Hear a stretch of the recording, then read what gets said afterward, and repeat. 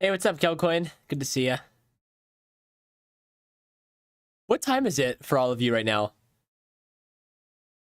From what I can remember, I know that SWT is in Central, right? Because I'm in Central as well. Ashley is 9 p.m. Okay, so you are... Oh, okay, so you're the same time as us, too. So Ashley is also Central. BZ is 4 in the... BZ! Which means that it's also 4 a.m. for Willy Blue. What do you guys do? How are you awake?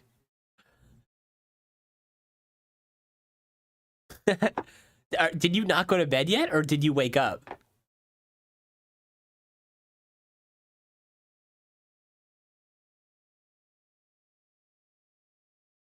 We didn't go to bed yet. Oh my gosh. You guys are a power duo over there. I don't know how you're doing it.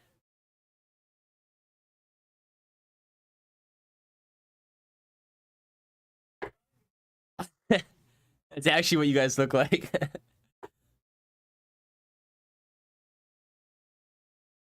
All right. I'm going to go ahead and share my screen. We're going to wait a few seconds as always just to let people roll on in. Actually, you know what? I think I can share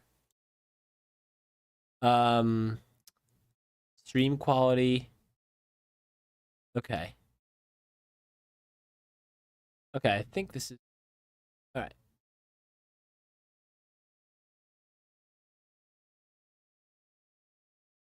All right.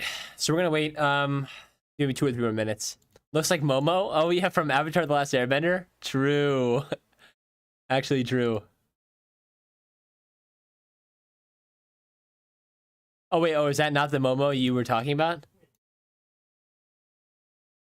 I...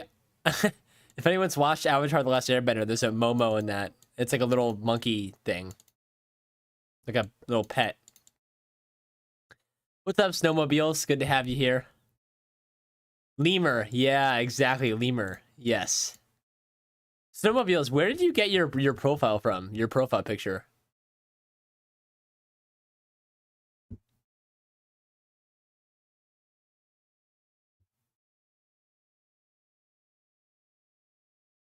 Hey, Zero.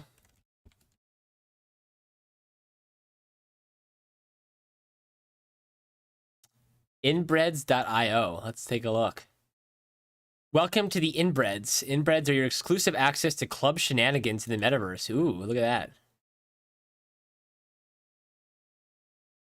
Honestly, yours is my favorite, Snowmobiles. Out of all these, I like yours the most. I think the red background's really cool.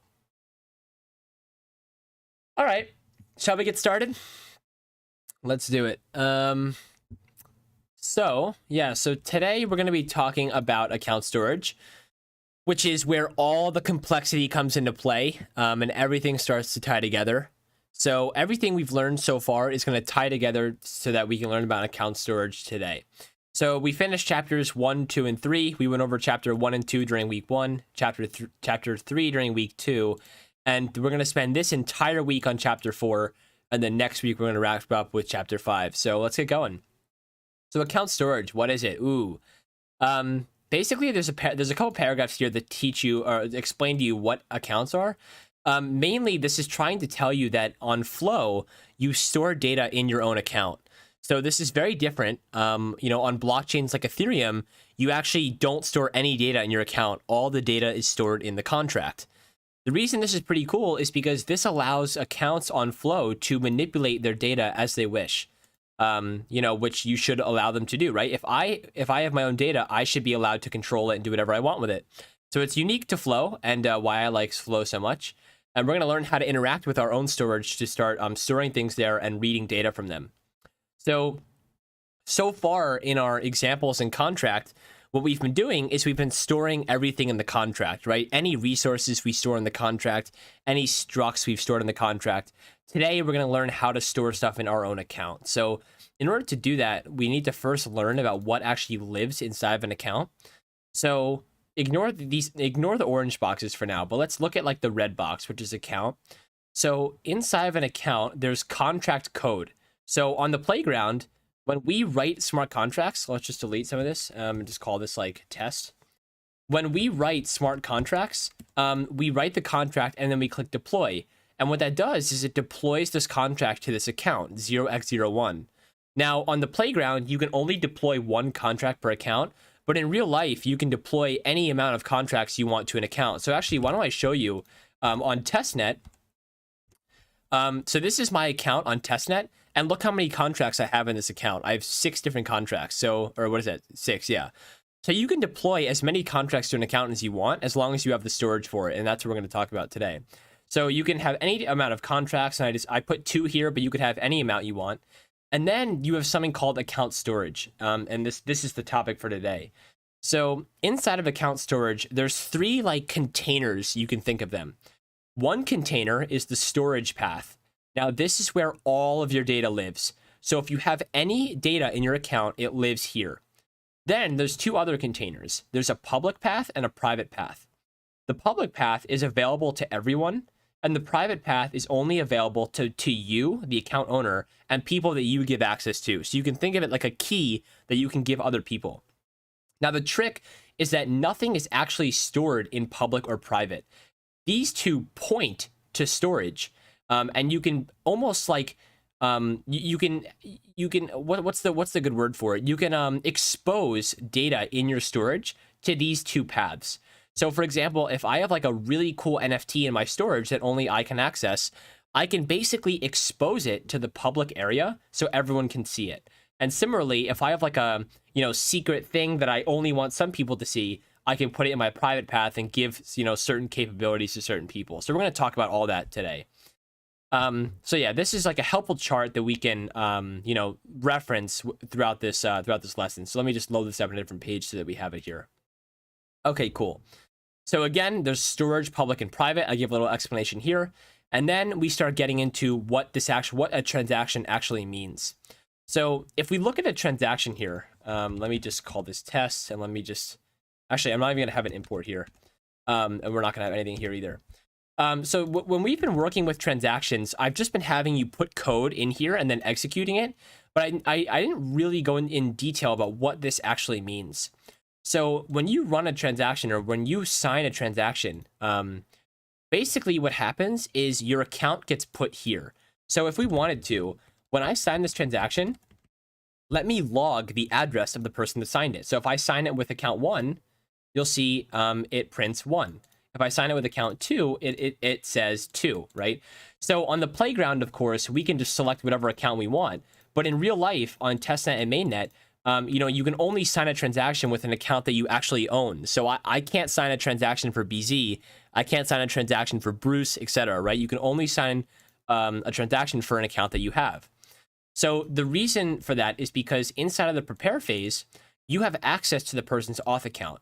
Now, an auth account is both dangerous and very cool, because an auth account allows you to access the data of the person's account. So if you can imagine how dangerous this is, because let's say that I made a website, and on that website, I made a malicious transaction and tricked someone into signing it. If they did that, I could withdraw every single one of their NFTs and all of their tokens. So you have to be really careful about what transactions you're signing, because one malicious transaction and you could lose everything. So that's just one thing to note here. Okay, cool. Now, just for the record, there are protections against this. For example, if you sign a malicious transaction using Blockdo, it will tell you hey, you're signing something weird. So in case anyone was freaked out about that. But yeah, definitely be careful. So anyway, back to the main point. Inside of the prepare phase is where we can access the account's storage. So when we go to the execute phase, we can't do that. We can't access anything in here. Well, at least this path, the storage path, we can access these 2, but I'll explain that in a second. In the prepare phase, we can only, is where we can access the account data. So let's actually practice storing something in the account. So to do that, let's actually make a new resource called public resource. And let's call this profile, okay? And in here, we're going to have a public let ID, UN64, and a public let name, which is a string. And that's all we're going to have. So let's initialize this. Let's say self.id equals self.uuid, right? So we run over this, that a UUID is just a unique identifier for every resource on the blockchain. And let's say self.name equals a passed in name. So let's just pass in a name here. This is a string. And then let's just have a function to create it. So public function create profile takes in a name, which is a string, and returns a profile to the user. Then in here, we can just say return create profile and pass in the name. Cool. So if we go ahead and deploy this, boom, deployed to the account. And let's go to the transaction and let's start doing some stuff. So what we can do is we can say let a profile, and let's move a, well, first of all, let's refresh this so that we get like the syntax highlighting. And then let's import test from OX01. And let's do test.create profile, and let's pass in a name. So we can pass in a name through the transaction if we want, so that we can really, dynamically create these resources. Awesome. And now, cool. So we have this profile. So what this has done is it's created a profile resource and it's moved it into profile here. Now, in previous lessons, I would have just told you to destroy it, right? Because that takes care of it. It creates the profile, and then it destroys it. Now, remember, back to our resources lesson, you can only, there's only a few things you can do with resources. You can destroy it. You can move it into something else, like an array, a dictionary, or something like that, or another resource. Or your other option is to move it into storage. So instead of destroying it, let's practice putting it into account storage. Now, the way that you do that, and for the record, let's just call this signer so that it's more clear. Let's do signer.save. So it's called save. And then we move the profile resource into storage because it's a resource, right? So we use the move syntax. And then this path is going to be /storage/profile. Or we can just call it my profile. Okay. So let's take a second to see what we did here. We took the signer account. We did .save. So we're saving something to storage. We move the profile resource into storage in the first argument. And the second argument, we say to, and we specify a storage path. So you can't have this be public and you can't have this be private. It has to be storage, because that is where, in here, this is where all your data lives, in the storage path. Okay, cool. So that's what we've done. We've stored it in storage. That's awesome. Now let's practice bringing it out of storage. So this, we can just say, this puts it in storage. Okay, awesome. Now, for the record, let's actually copy this and try to do this in here. What happens if we do this in here? It's not going to work because signer doesn't exist in the execute phase. So we have to do it in the prepare phase. Okay, let's put it back. Awesome. And welcome, welcome Skyon and welcome Zero. Good to have you. Okay. So is this okay for everyone so far that we just put it in storage? Thumbs up in the chat. Awesome. Okay. Now let's practice getting it or pulling it out of storage. Okay. So now we want to pull it out of storage. So let's say let.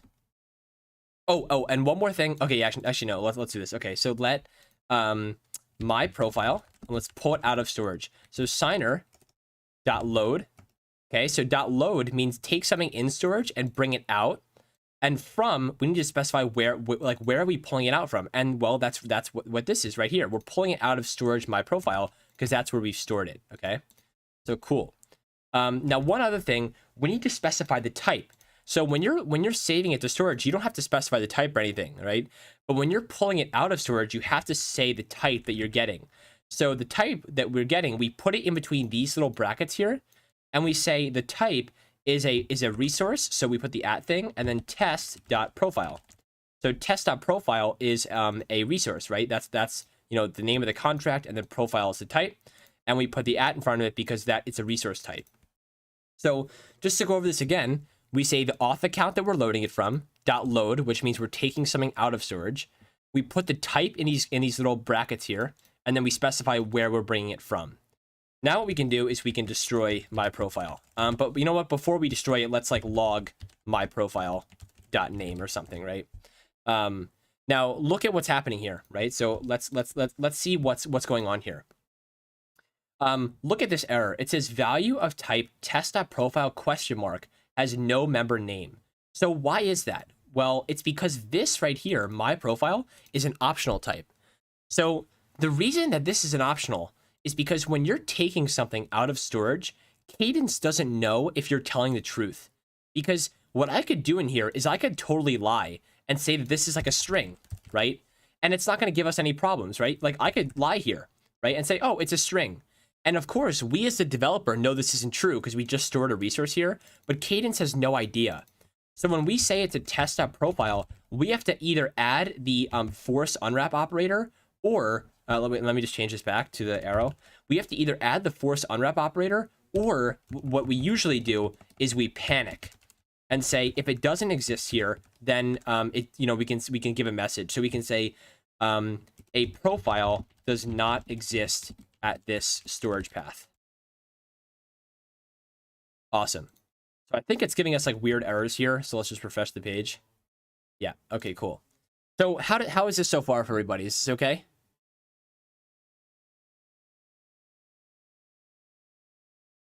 So, and also for the record, like this example doesn't really make sense because we would never do this in a real scenario, right? Like we would never store it and then load it, but this is just to show you.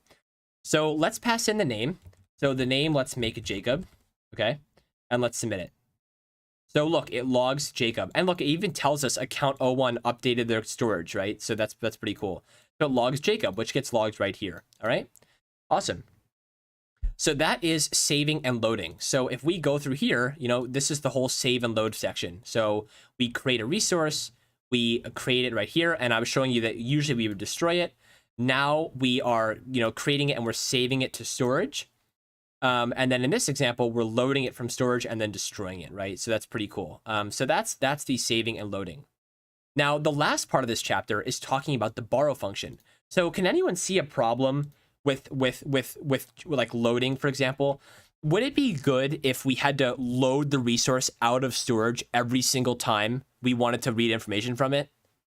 And what have we learned previously that would help us with this? So think about like a dictionary, for example. Remember when we put a resource in a dictionary and we said, we don't want to load this out of the dictionary every single time and move it around everywhere. We can use blank to help solve that. So does anyone remember what blank is?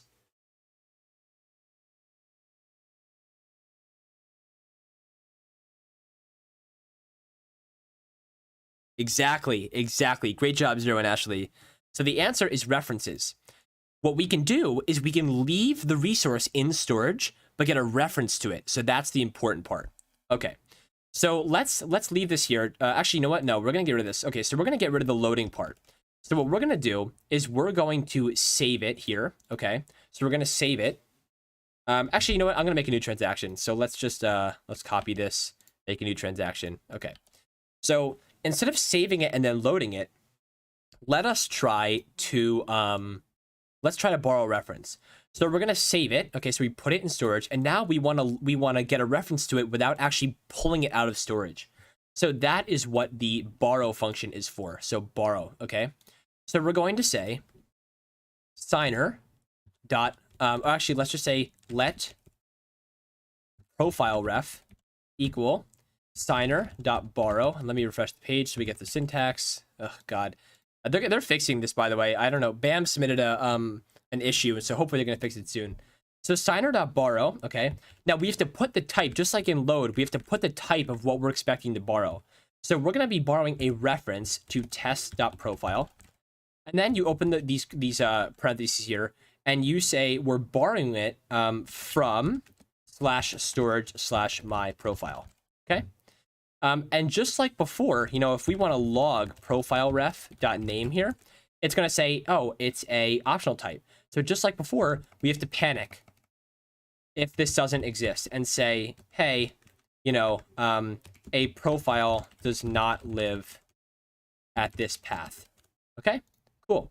So now we can read information about the profile without having to load it and save it back into storage every time.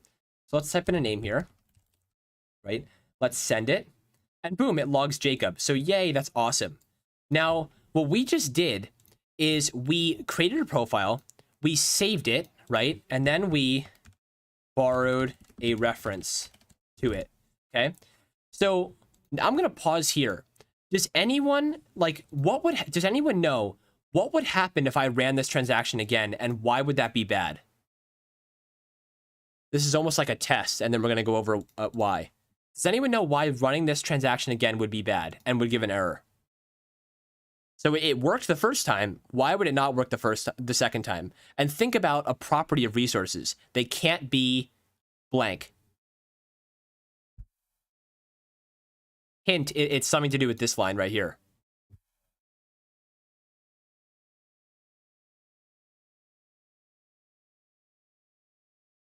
Can't be overwritten. Exactly. So resources can never be overwritten. So if we ran this transaction again, it would try to create a profile, which is totally fine, but it would try to store it at this storage path. And this path already has something inside of it.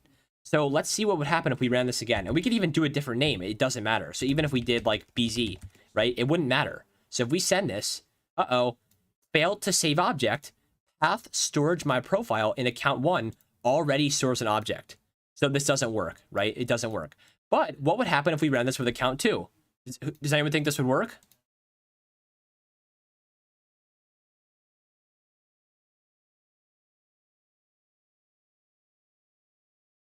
Any guesses? So if we run this with a different account, would this be okay? Yep, great. Great job, Willie Blue. So yes, the answer is yes, because account 2 has its own storage. So if we ran this, boom, it logs BZ, totally fine, right? Awesome. Now, just to sort of like, confirm this point, if I wanted to name this, let's name it Willie Blue, right? And I'm back to account 1 now. So it's not going to work if I run this transaction. But what happens if I name it my profile 2, right? Then, and change this to my profile 2, then it's going to work, right? So we send it, boom, it stores it. Now it lives there. Yay, so that's great. So that is the deal with saving and borrowing. And mind you, these steps can happen in different transactions. So in one transaction, we can save something, and in another transaction, we can borrow it, right? So this is all cool. Now, we haven't even talked about public and private yet. We're just talking about storage, okay? So, for the record, again, saving, borrowing, and loading from a storage path can only ever happen in the prepare phase. You can never do that in the execute phase. So I'll write that out, right? So saving, loading, and borrowing can never happen if you don't have the auth account. And I should say from a storage path. Can never happen if you don't have the auth account. One question. When we put something in storage / my profile, is it that my profile is the location of the resource and not like a folder? Yes. So you can think of it. So I wouldn't think of it like a folder, because a folder can have multiple things. And in this case, a storage path cannot have multiple things. So it's the location. Yes. So you can think of this as location, but don't think of it like a folder, because only one thing can live there. Got it. Okay, perfect. Yep. So awesome. All right, cool. So just again, saving, loading, and borrowing from a storage path can never happen if you don't have the auth account. So you have to have the auth account to borrow from a storage path. So this concludes this day. Okay, so this concludes this day. So let's just go through the quest. Explain what lives inside of an account. You get that. What is the difference between storage, public, and private? Well, storage is only the owner can access, and public and private we're going to talk about in a second. What does save do? Load, borrow. You understand that now. Why couldn't we save something? Okay, so does someone want to explain this? Why could we not save something to our account storage in a script?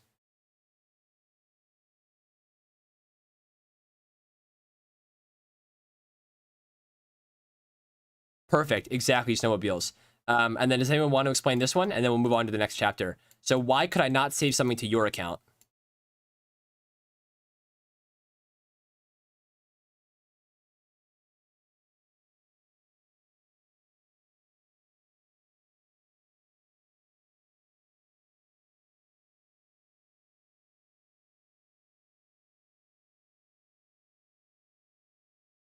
Oh my God, Dean just sent me the preview of our website. I haven't looked at it yet. We're all gonna look at it together after. Oh my God. We're all gonna see the website for the first time together. This is insane. But yeah, so does anyone want to answer this question? Why could I not save someone to your account?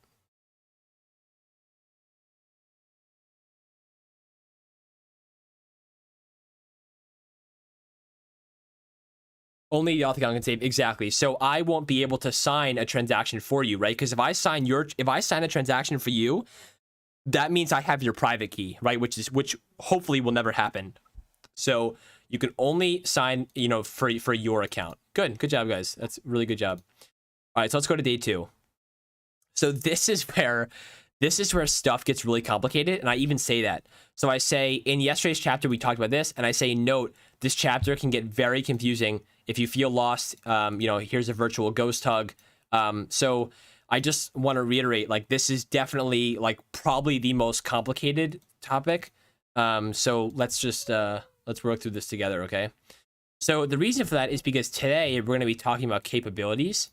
So capabilities are where these two come in. So capabilities allow us to look at public and private paths. So there's actually going to be an updated diagram. Let's scroll down a little bit and look at this diagram. So in this diagram, you can see that how these two connect to this one is with capabilities. So a public and a private path point to account storage with capabilities. All right. So let's go back, or actually let's read through this. Okay. So this is what we went over yesterday. I just reiterate some stuff here, and then I talk about the public path. So let's work through this together. Okay, cool. So what I've done here in let's put these back to my profile, okay, and let's get rid of this borrow function for now. Actually, let's keep it here for now, okay?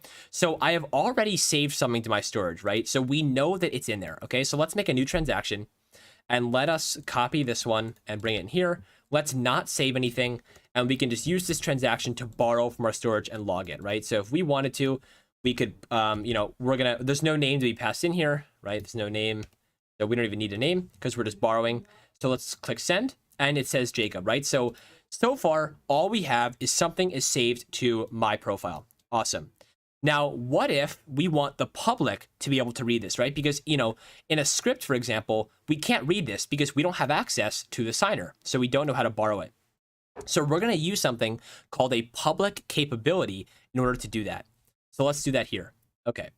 So let's say, instead of borrowing in here, what we're going to do is we're going to say signer.link. Okay, let me refresh the page. Hold on. So signer.link, okay? And what link does, so let's just put it here. Link creates a capability to a public or private path, okay? So in this example, we're going to be doing public path. So it's going to link, and then in here, you put the type of the link. So in this transaction, we saved something to account storage, okay? We saved a resource, which is a test.profile. Here, we're going to link a reference to a test.profile. So a reference to the thing that's stored in storage. And we're going to, in here, put two things. The first thing is a public path. And then the second thing is a storage path. Okay. So, and this can also be private, by the way. So in here, this can be either a public or private path. And the second one is a storage path. So let's do this one first. We're going to say, we're going to look at, so the target is /storage/my profile, because we know that something exists here. And the place that we're going to put it is /public/my public profile. Okay. So what this is doing is it's saying we're going to take whatever is in this path and we're going to expose a reference to test.profile to the public path here.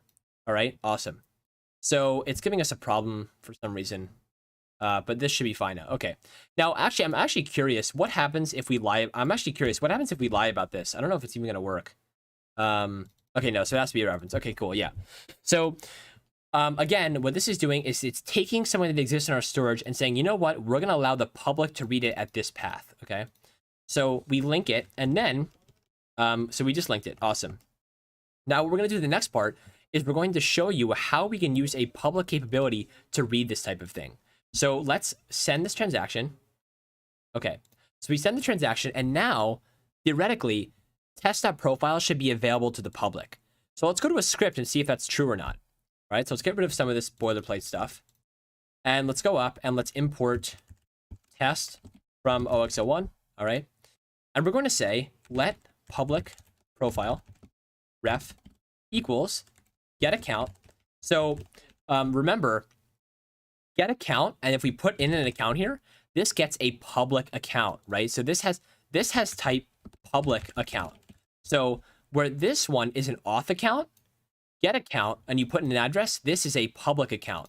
Now, in a public account, you can read the public path, right? So that's why in this transaction, when we expose this to the public path, we can use a public account to get it. So let's do that together. So get account dot get, let me refresh the page. So dot get capability. So we're getting a capability. Now the path is /public /my public. Wait, what did I name it? I named it my public profile. Okay. So my public profile. And then we have to say dot borrow. So we're borrowing something from the public path. Okay. We're going to borrow a reference to a test.profile because that is what we linked to the public here, right? So we're borrowing a test.profile. Then you just open up 2 blank parentheses. And then in here, you panic. So in here, you say, so if it gets to this line, that means this is a lie and something doesn't exist there for us to read. So we can say the owner did not expose a public profile for you to read. Awesome. Okay. So then, I don't know why it's giving us a problem. Okay. Then we can say public profile ref dot name, and we can return a string, which is the name. So let's return the public profile name. And if we send this, look, Jacob, boom, we did it. So just to go over the steps again, first of all, we linked this to the public. So we took the target, which is what's at our storage, a profile resource. We linked a reference to it to the public path. And that allows us to use a public account to first get a capability to that path, borrow it, and we're borrowing this type, and then panic if that's a lie, and then we return the name. So how is everyone doing on that? And please ask any questions you have.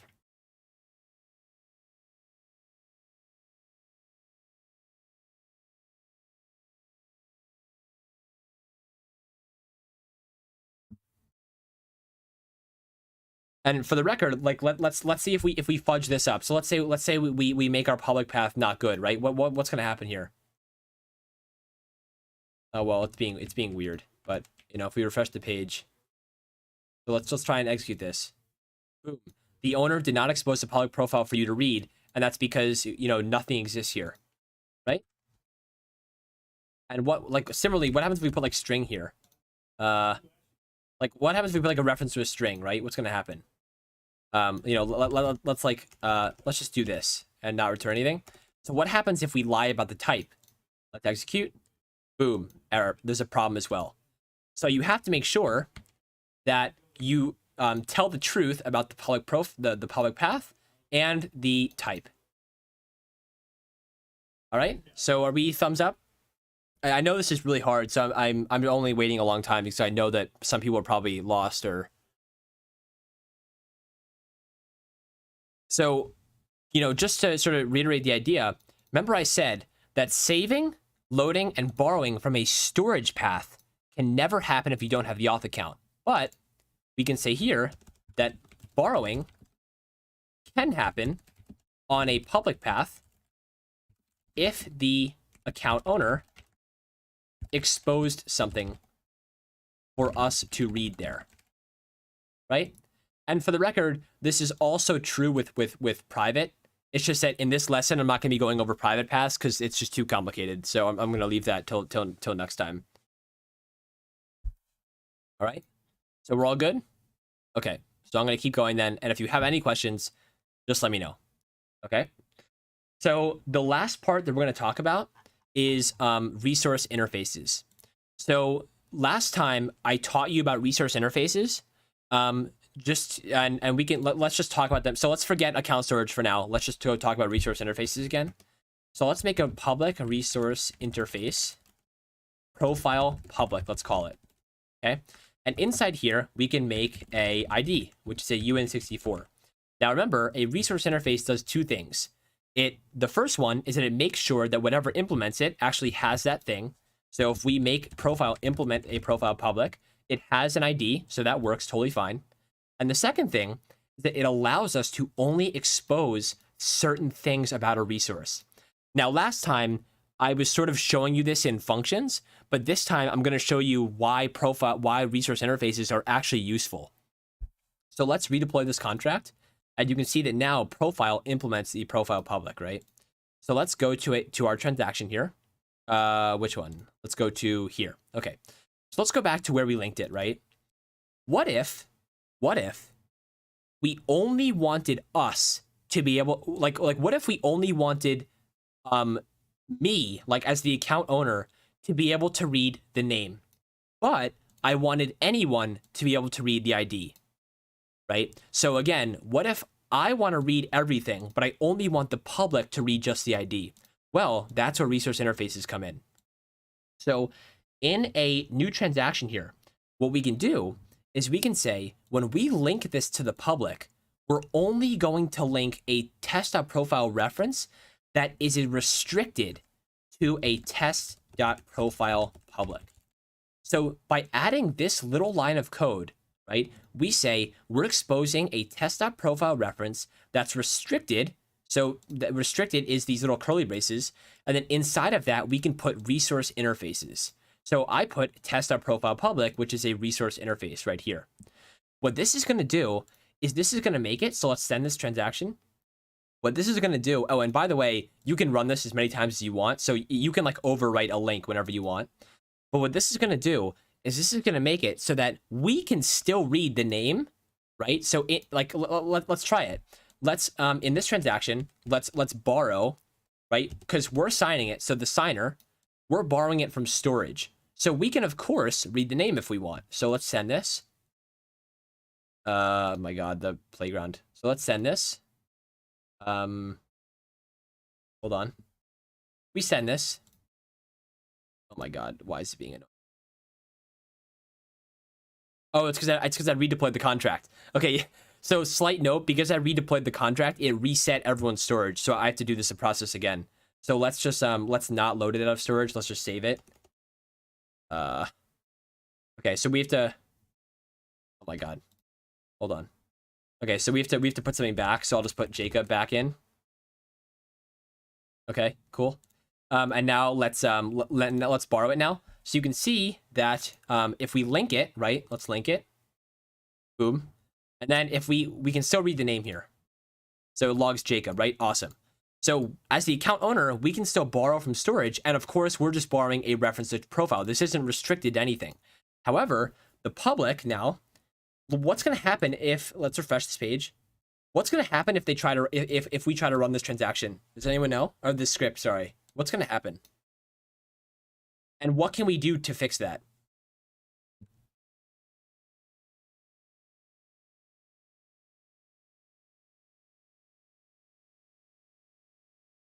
Also, I see Generous Kid. Welcome, welcome.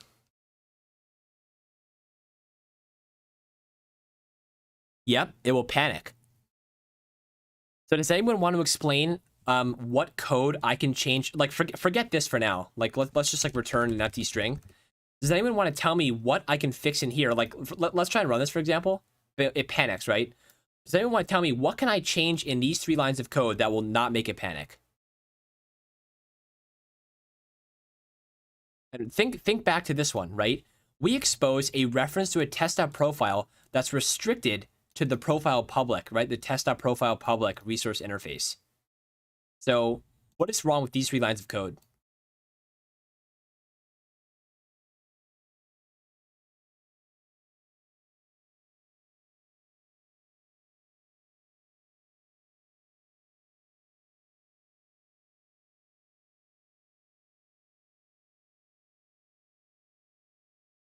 Who's gonna get the gold star?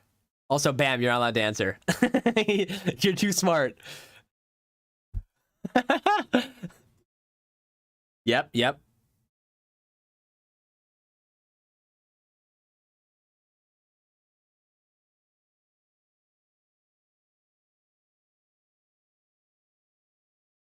I know you guys can do it.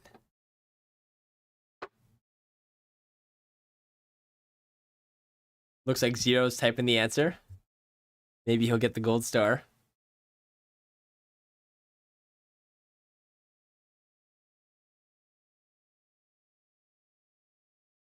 No, so this is actually totally fine.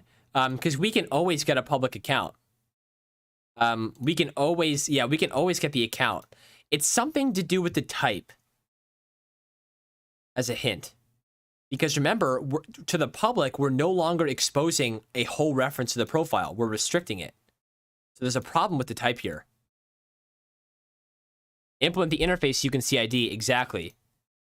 Exactly. So what the problem is we have to make sure that we put the correct type here, which is test.profilePublic. Because this, so let's refresh the page right now. This one, this does not exist at the public path. This doesn't exist. Because in our transaction, we only allowed the public to see this with the restriction on it.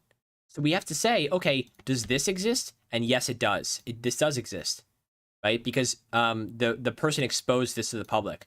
So now we can return, oh my God. We can return public profile reference.id, right? Which is a uint64, right? So we can execute this. Boom. It has 0 in it. Okay. Awesome. But what's gonna happen if we try to do what's gonna happen if we try to do string and we put name here? Uh-oh. Member of restricted type is not accessible, name. Why is it giving us this error here? And let's go back, let's take a look at this again. Right? So here's the code. Why is this not working?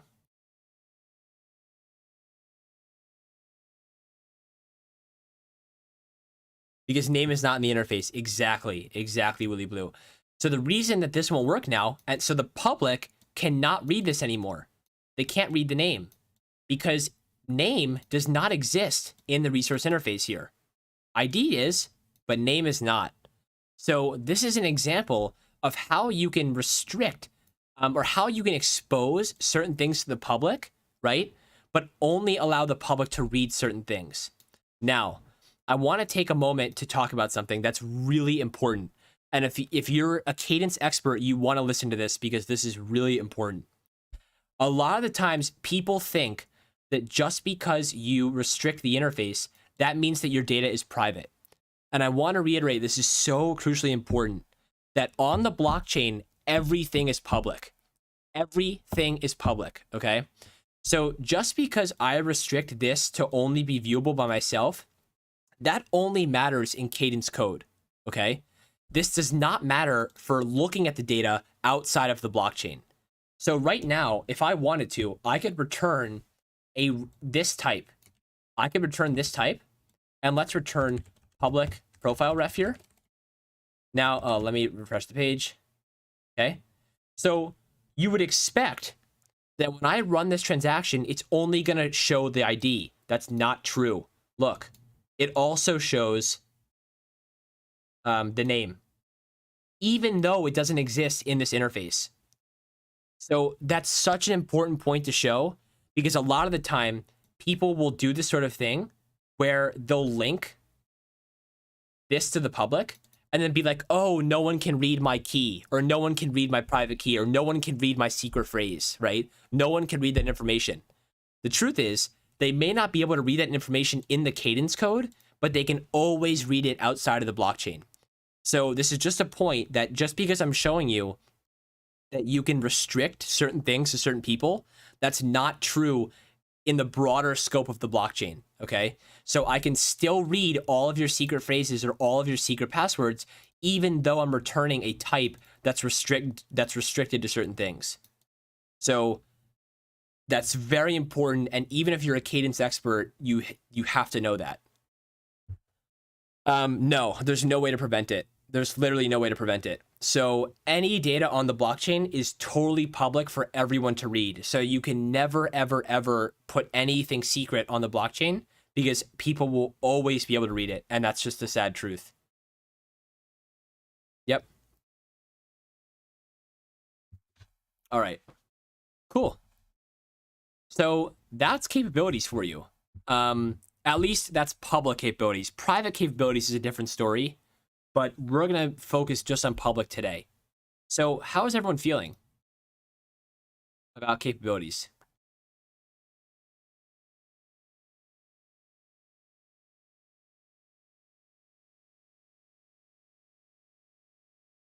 I'm actually gonna add a quest here.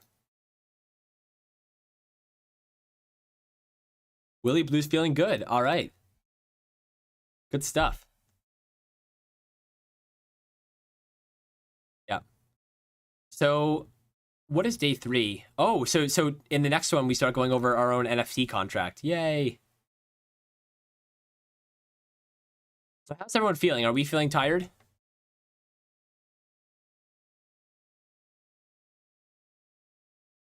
I guess we have two options. We can either okay, so there's two options. We can either start our own NFT contract or do another example of public capabilities.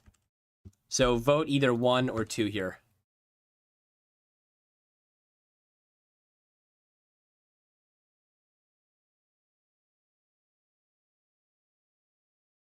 I put it in the chat.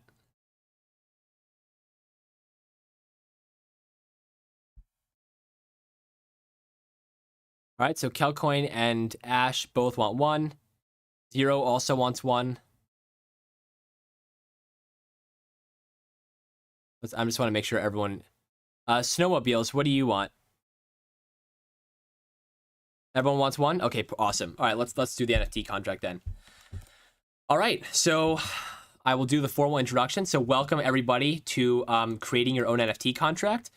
We're going to be focusing on this for pretty much the remainder of the course. So I promise you that at the end of the course, you would have your own NFT contract, and you will. So let's start learning it. Now, just to give you sort of like a fun little sneak peek, what you're going to be learning is how to implement this contract. So this entire contract. So look at how daunting that looks. Wow, that's crazy. Look at how crazy that is, right? It's a lot. But the cool part is that you're actually like 50% of the way there, and you just don't even know it yet. So let's start learning how to do it. So I'm gonna take a vote. What should we call our contract? Because we're gonna be using this for the rest of the bootcamp. So what do we want to call our contract here? Kind of a big decision, right? Anyone have any fun names? Basic Beast. You biased person. Baby Jacob God. Oh my God. And baby Jacob.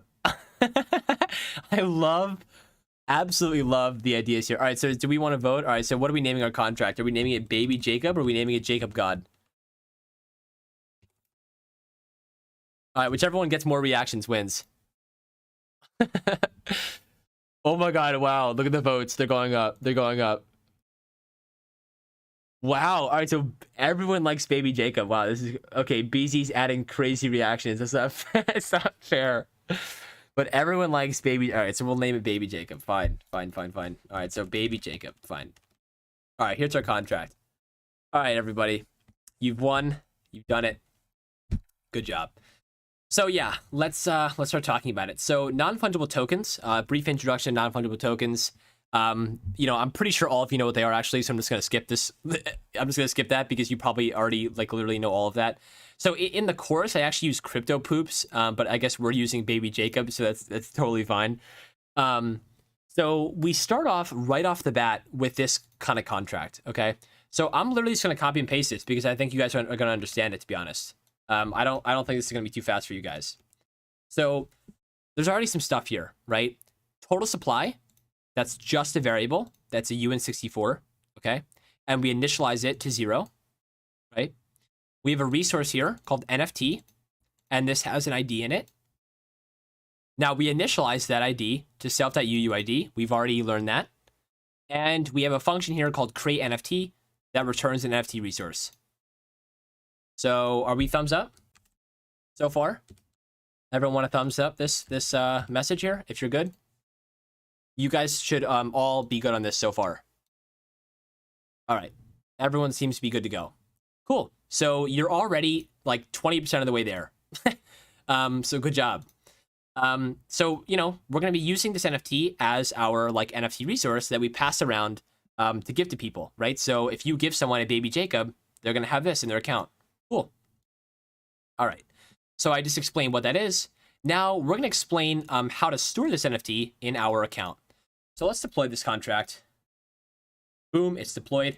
And let's get rid of some of these extra transactions here so that we're just dealing with one transaction. So let's import Baby Jacob from account 1. Okay. Now let's store an NFT in our storage. Okay. So let's say signer.save.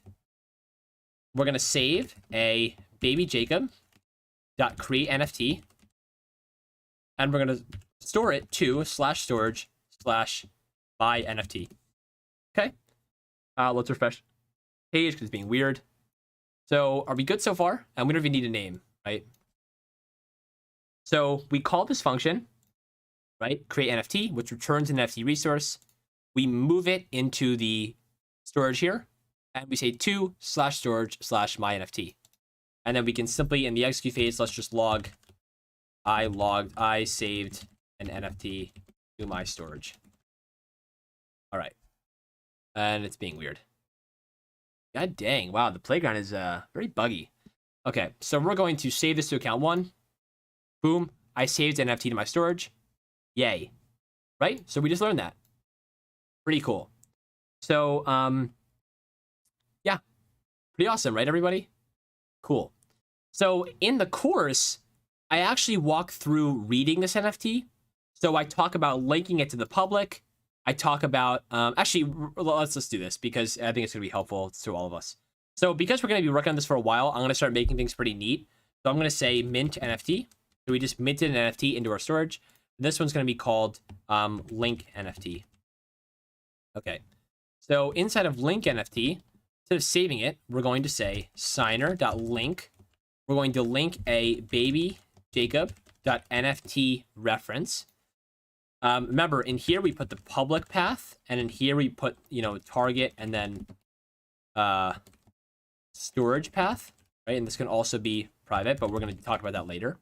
So in the public path, we're going to say /public/my NFT, and the target is going to be wherever we saved it. So which is here, /storage/my NFT.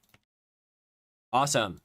So we're going to say I linked an NFT to my public path. Okay. So let's go ahead and link it. Boom. I linked an NFT to my public path. Now let's go to a script. Let's call this read NFT metadata. Okay. So in here, we're going to import baby Jacob. We're going to return a reference to an NFT, right? So let's return public NFT ref. Okay. And we're going to do a similar process here. So get account from 01, get a capability. So our path has changed. Now we're looking at /public/my NFT. We're borrowing a baby Jacob.nft. And if it doesn't exist, we're going to panic and say, the owner did not expose this public, whatever. Okay. The owner did not expose this public NFT for you. Awesome. And in here, I forgot to put baby Jacob.nft. Okay.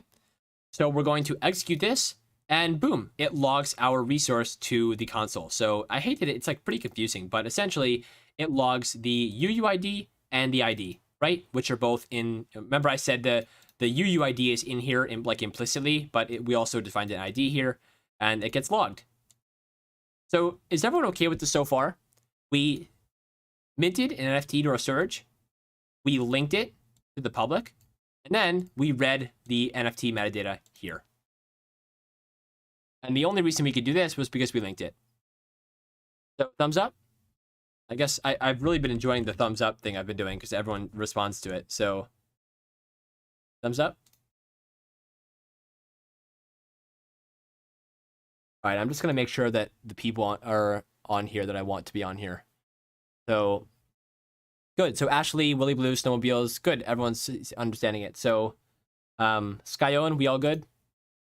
Generous Kid. Awesome. All right. Cool. Everyone seems to be good with it. So the last thing we're going to do today before we sort of conclude is talk about what might be wrong with this sort of pattern. And I talk about this in this little sneak peek. But I say this works, but it's not great. If we wanted to have a ton of NFTs, we would have to remember all the storage paths we gave it, and that's super annoying. So with that in mind, the problem with this sort of thing is that, remember, if we try and run this again, something already exists there. So in order to store a lot of different things in our account, we would have to change the storage path every time for each NFT. And that's really, really, really inefficient. Because if you think about it, let's say that you're like a marketplace, or let's say that you're a third party who wants to read information about an NFT. What you would have to do is the owner would have to store it, link it to a different path as well, and then you would have to somehow communicate to the marketplace or the third party that you're looking at a specific storage path or public path. And that's just super inefficient and really annoying to do. So the solution to this is to have a collection. So what a collection is going to allow us to do is just a collection is going to be a resource itself. And what the collection is going to do is it's going to store a collection of owned NFTs. And it's going to map a UN64 to a resource itself, just like this. And we can initialize this to self.owned NFTs is empty, right? And then, yeah. So I'll address this there in a second. But what this is going to allow us to do is instead of having to store each NFT at a different path, what we're going to do instead is we're going to create a collection. We're going to store the collection at a storage path, and then we can link that to the public, do whatever we want, but all of our NFTs are going to go into that collection. So that, kind of like what you were saying earlier, Snowmobiles, is that collection is going to act like a folder, because we're gonna have we can even work through an example of this together. So let's go ahead and make a function to create collection, or create empty collection. This is going to return a collection resource, and we're going to say return create collection. Awesome. Okay. And one more thing, by the way, is that I haven't touched on this yet, but if you have resources inside of other resources, so for example, this is a resource inside of a resource, you have to put a destroy function that destroys self.owned NFTs. And the reason for this is because if this is basically the destroy function, just like a init, so init is a built-in function, destroy is a built-in function that if this resource ever gets destroyed, it will also do what you say in here. And so if there's resources in resources, you have to say, okay, if collection ever gets destroyed, then also destroy the resources inside of it. So that's just like a little thing to mention. Cool. So with this in mind now, we can redeploy the contract. And instead of minting an NFT into our storage, we're going to store a create empty collection. And we're going to store this to NFT collection, like that.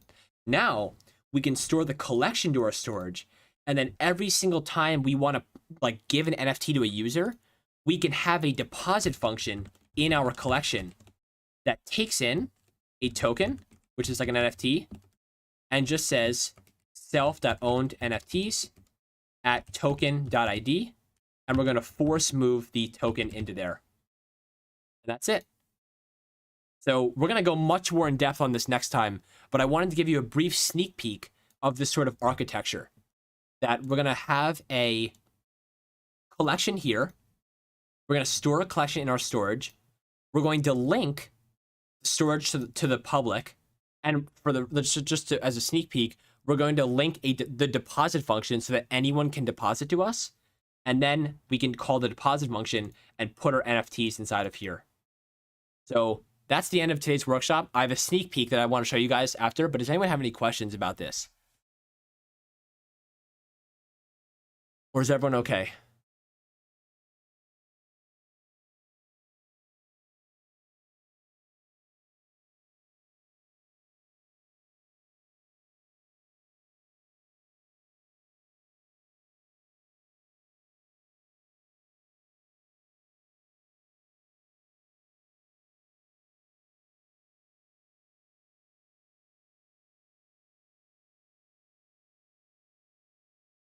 Yep, so only one collection in storage. And the reason for that is because we can store all of our NFTs from this contract inside that one collection. And that way we're not like splitting NFTs between collections and stuff like that. So everything will be in this one collection. Yep.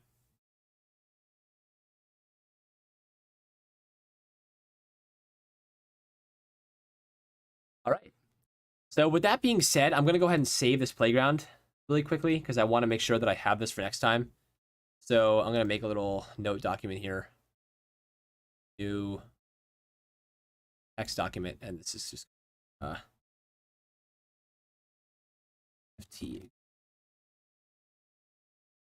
Okay. Cool. All right, everyone. So I have some fun sneak peeks for you. So first of all, what I want to show you is the brand new website that Dean literally just sent me. So I literally haven't even seen this yet. So we're going to be seeing it together for the first time. So this is actually kind of nuts that we're literally seeing it together. Okay. So he said it's not done. So this is not done, but this is the what it's going to look like right now. Oh my God. Wow. Did anyone just see that? Whoa. Oh my God. What?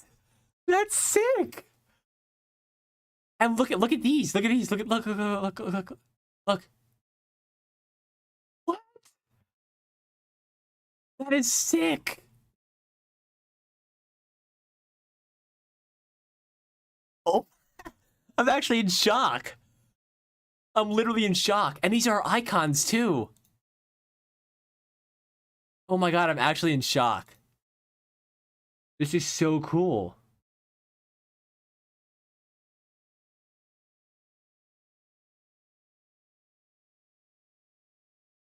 Wow. Oh my God. SWT, there you are. Look, there you are. There's Ash and Bam and Zero. What? There's Dean. Look, you're all there. Support Monkey's there. This is crazy. There's me. There's Kelcoin. Wow. These are our partners. Yep. Oh my God, I'm in shock. I'm actually in shock. That was just so cool. Like, I don't even have words. Like, that was just so cool. This is beyond my this is definitely beyond my expectations. This is kind of crazy. So he said, just for the record, that all the images are not optimized. So like the loading time and all that's gonna be like better, but wow. This is pretty freaking cool, I have to say. This is pretty cool. I mean, wow. So that's that. I mean, that's awesome. And then I have another little sneak peek for all of you. So as you may know, Floats is going to be on mainnet soon. This is sort of like the website for what it's going to look like on mainnet. So if we sort of log into our account here, you can see that it now supports .fn and .find. So let's switch to .find for a second. I can actually type in jacob.find and it will fully work. So the whole website's in .find now. And a pretty cool thing is that there's groups now. So I kind of showed this to people, but you can now add groups of floats to collections, which is really awesome. And one other thing that's really cool is, let me actually open up Discord for you guys. So I have a test bot running right now in a server that I own. So let's open up my test server. And don't look at all these, but there's now commands where you can view certain floats from a user in Discord. So if I want to view this float, for example, so this is Emerald City number 2. I got this float from attending an event, right? So I can actually take the event ID that it's from, right? I can go in here, I can say /float. The address, I can even use .find in here. So I can use jacob.find, which is my account, and then the event ID.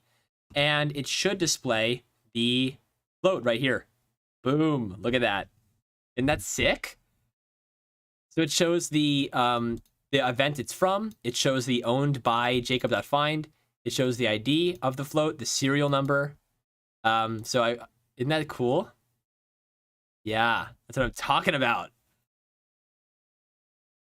Look at that. And for the record, you can see that we no longer use this anymore. So like the exclamation mark, you can now use slash commands. So you have a whole list of commands up here for you.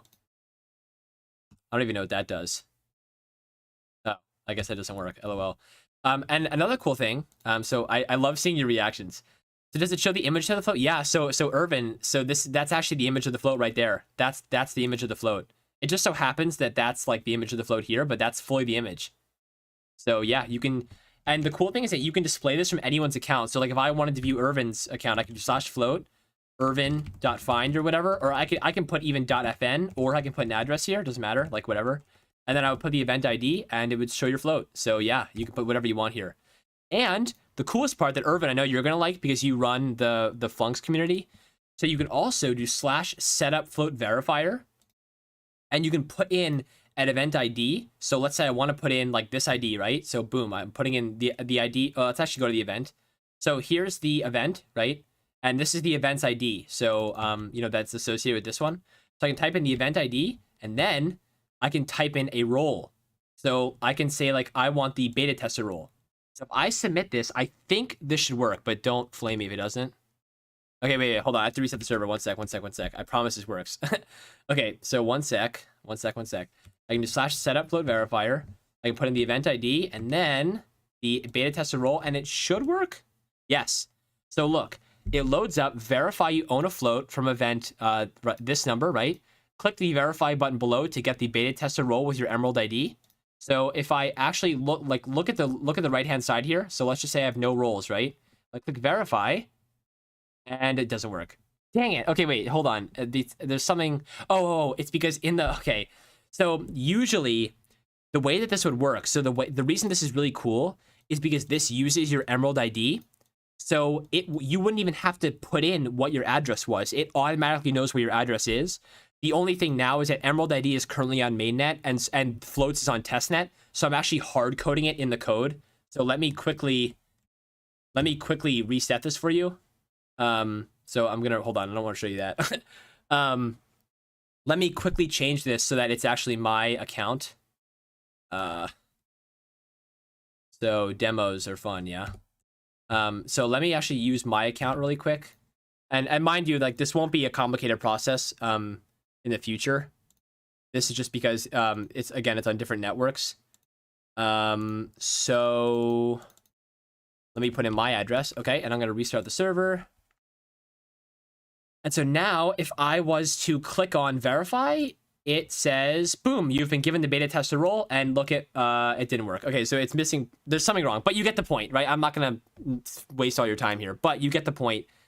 It would, oh wait, I think it's because actually, hold on, now I'm addicted to showing you. It's because the beta tester role isn't below the Emerald bot, so let's save that really quick. Okay, let's try again. Boom, it worked. Oh yeah. So cool, right? So I feel like Irvin, I know you'll love that because you can use that for Flunks and Bruce and BZ for all that. But anyway, sick, right? So tons of updates to Emerald Bot coming, and again when floats is on mainnet, it'll know your Emerald ID. So you won't have to even it knows who you are, so you won't even have to mess around with it, which is awesome. Yeah. So with that being said, the workshop's done. Floats coming to mainnet soon, and tons of updates to Emerald Bot coming that are way better than it is now. So yeah.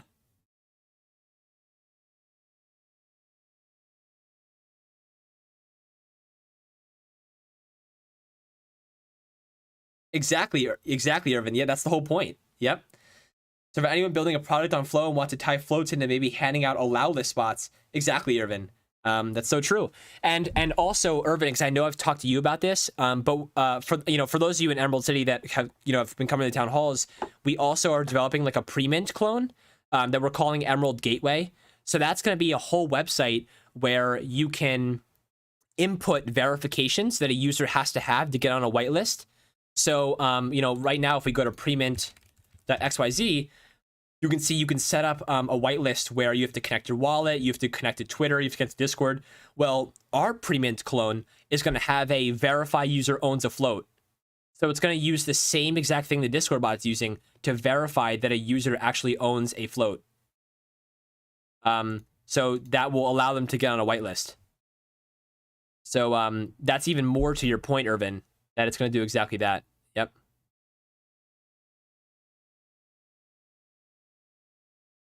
That's all I have for you.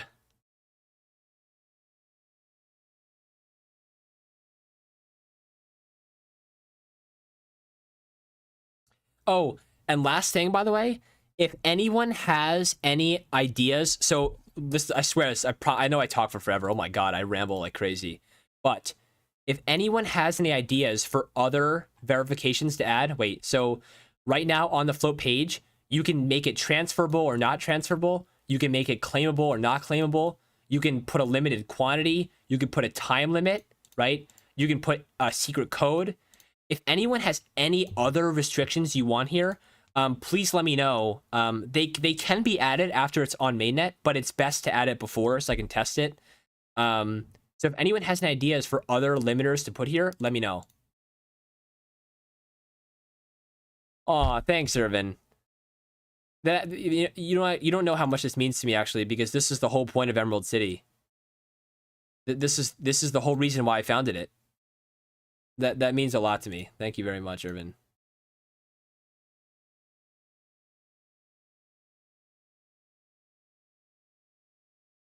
Oh, you got it, Raven. I'll add that right now. I'll add that right now. That'll be the next thing I add. And what I'll do, I think I'll call it /resolve. Like that. You got it. I'll put that in, and I'll ping you when I do it. All right. Thanks, everybody, and much love. Wow, that really meant a lot to me. Thank you, everybody.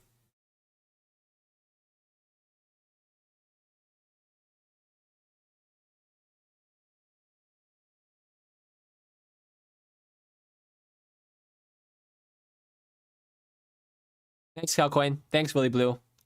Bye-bye. Oh, Bam says maybe even return if he has... Yeah, it will do the whole thing, Bam. Thanks, Generous Kid. Thanks, Raven, for the suggestion. Oh, James is here. Wait, James, can I show you the demo? Wait. Thanks, Snowmobiles. Thanks for coming.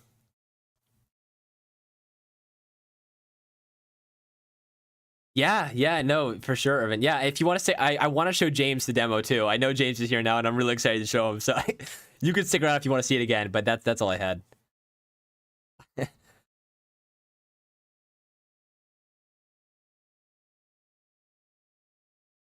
Looks like everyone's staying anyway. Oh my God. They didn't answer his message. Oh, true. I should probably not be displaying my Discord, but anyway, we're here. Is anyone pinging me in here? Oh, no worries, James. I can still show you if you want. Can I still show you the demo? And to see your reaction in text? For sure? Okay, I'll show it to you then. All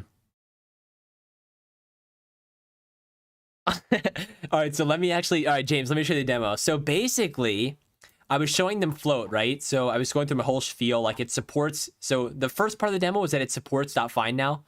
So on float, this isn't actually on mainnet for the record, but it's on testnet. You guys can play around with it if you want, by the way. Oh yeah, but okay, sorry. If you want to, by the way, for the record, the float that's going to be on mainnet, this is on testnet, but the one that's going to be on mainnet is mainnet.floats.city. It would be really helpful for me if you could play around with this for the record, because it would help me like debug before it actually goes on mainnet. But anyway, that's a side point. So James, the first part of the demo is that floats now supports .find and .fn. So if I type in jacob.find here, it'll actually load up my collection, which is really cool. And it even displays all the addresses in .find. So literally everything is in .find now. And if I wanted to switch to .fn, it actually displays in .fn now. And if you don't have a .fn name, or like one of the addresses doesn't have a .fn, it'll still display it in regular address. So that was the first part of the demo. But the much more exciting part of the demo that you're gonna like, James, Jacob reads message. No, okay, that was funny because I literally highlighted this as I read it. That's that's really funny. I literally highlighted that when I read it. Okay, anyway, James, I get sidetracked very quickly. I probably have ADHD or something. But anyway, all right, so James, we're here now, right? So if I want to, so I've claimed this float, right? I own this float, which is pretty cool, right? So if I want to, I can take an event ID, right? So this float came from this event, right? So I can actually go to Discord and I can type in /float, right? So it's not even one of those like annoying commands anymore like that. It's literally /float and it comes up with a prompt. I can type in an address and I can even type in like jacob.find here. I can type in or .fn, literally whatever I want, or my address. But I'm gonna type in .fn and then I type in the event ID, right? Like that. And if I click enter, it's going to actually display the float. Look at that. So it displays my float. So this is actually the event image. So like I know it looks like it's just like the Emerald City logo, but it's displaying the image here. So Emerald City AMA number 2, right? That's the name of the event. Owned by Jacob.find, the ID of it, the serial. And I can actually click on this link and it will take me to the event page. How cool is that? Yeah, right. And here's one of the things. So James, you'll like this part too because you like run the Flowverse community. So what you can also do is you can do /. So wait, let me reset some things here. So I don't have a role, right? So let's say you wanted to have gated access for your floats. You can do /setup float verifier, paste in the event ID. So like let's say you made your own event, right? And you had the event ID. You could put in the event ID, and then the cool part is you can specify the role. So you don't even have to type in the role now. It gives it for you. So let's say I want like beta tester, right? Boom. I can click enter here. It comes up with a button for me. And now anyone with their Emerald ID can click verify. And boom, you've been given the beta tester role. And I have the role now because I own a float from this event. And if you didn't own a float, it wouldn't give it to you. So there's gated access based on floats now. Yeah. Yeah, so if you're in the Flowverse Discord, like you can set up a different verifier for every single event you have, and like people can get roles based on it, which is super cool. And the cool part, James, is that like this uses your Emerald ID, so it automatically knows like who you are. So when I click verify here, like it knows that I'm jacob.find or like my address or the jacob.fn. So I don't have to like there's no room for lying here because it knows. Oh, that's a great point, James. Does that work for groups? That's a fantastic question. So that's not in there yet, but it will be. So what I'll do is I'll put group name or something like that, and then I'll do that. Yeah. Like if you have an event from that group, that's what I'll do. Yeah.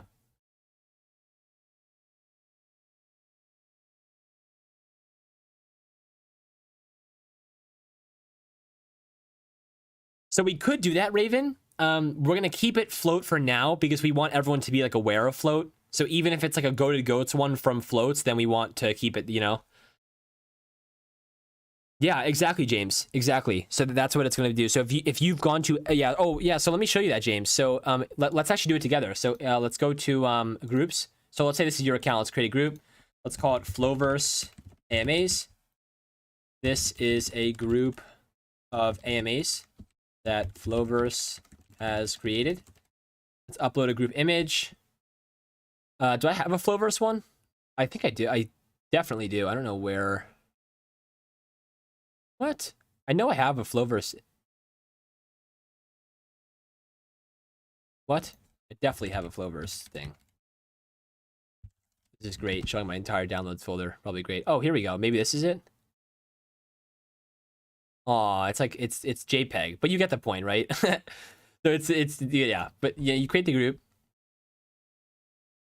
Let's click approve. Creating the group.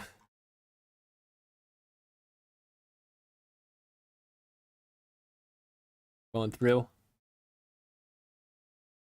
And yeah, so now the group's created. So if I refresh here, boom, there's the group. So you know, I've created this group now, and any events that I create can be from this group.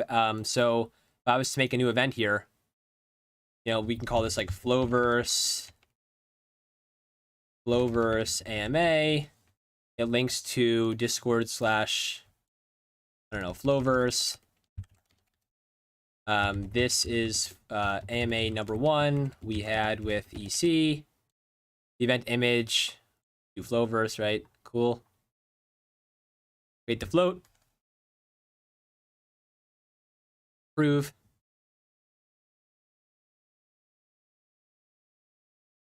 Oh yeah, nice. It even like displays my name here. Well, I gotta fix that. Definitely have to fix that.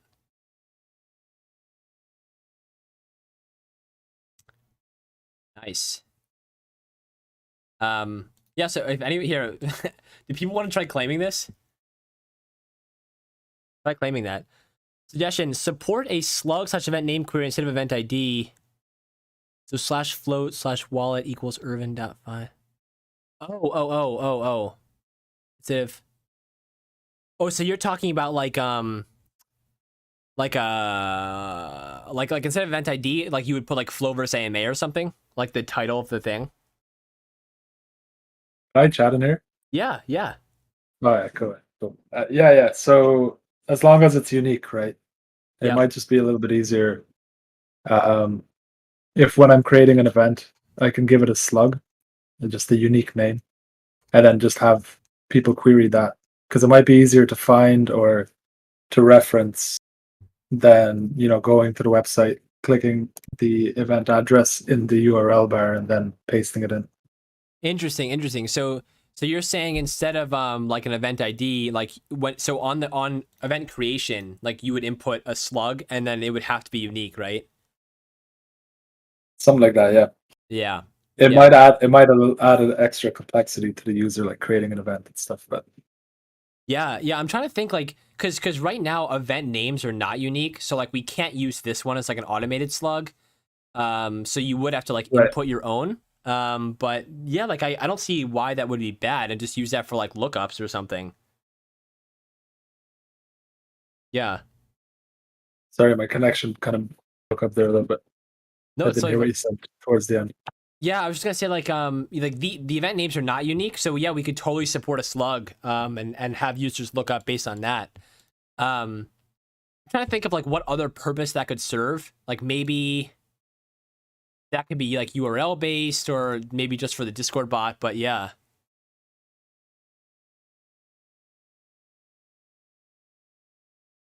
If you click on the link, it sets the command for you on Discord. Yeah, that could be a good alternative too. Oh, It's a good idea. you think that would work, Irvin? Yeah. So we could, I mean, we could definitely do that. Definitely. Yeah, the only purpose it would serve is like the user experience side of it. Yep. Yeah, that makes sense. So I'm going to add this to Flowverse AMAs and we'll check out what this looks like. Live footage of what James will be doing in a few weeks. Oh, and also, this kind of gets overlooked, by the way, but the live grapple thing is still implemented. So you can actually, on this page, you can actually view a live feed of all the floats that are being claimed on the entire platform, which I think is sick, by the way. I think this gets overlooked, but I think this is low-key really cool. So if you guys were claiming the event right now, like it would show all the things going up here. So no, that does not resolve find or .fn yet. No, it doesn't. Yeah. Okay, so got added to a group. So let's check this out. So if we refresh the page, let's see. So yeah, you can even see like in groups it shows Flowverse AMAs, right? So so James, like when a user goes to view one of your AMAs, it'll know that it's in this group, which is pretty cool. And you could even go to that group and like see all of the AMAs from that group, right? So boom. Pretty cool. And did I claim this yet? So let me claim it and then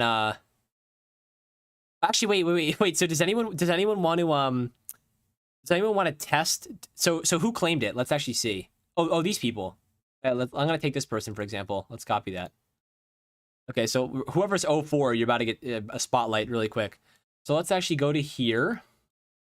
Let's go to my test server and let's say /float. We're gonna type in the address and then the event ID is this. So let's see if this works. I don't know. I think it should. Oh yeah, look at that. Pretty cool, right? That's serial number 0. How about serial number 4? Let's try this person. All right, let's try it. /float. That person. I don't know why I did some extra spaces there. Wait. Yeah, okay, and then the event ID. Nice, serial number 4. Let's go. Innovation at its finest. Nice. I gotta obviously have to fix some stuff up here. I don't know why it's undefined, but yeah. Anyways, sorry, I'm probably boring everybody at this point, but yeah, that's it. So thanks everyone for tuning into this workshop. Hope it was fun. And like I said, if any of you have any suggestions for restrictions for your float event, please let me know now. Any suggestions welcome because I want to add them before we go on mainnet. So double thumbs up and thanks for the suggestions, Irvin, especially. And bam, I'm going to add that command to the site. And with that being said, I will see you all in the next workshop on Friday at, I believe, 7 a.m. PST, something like that. Yeah, we'll see. See you all then. Bye-bye.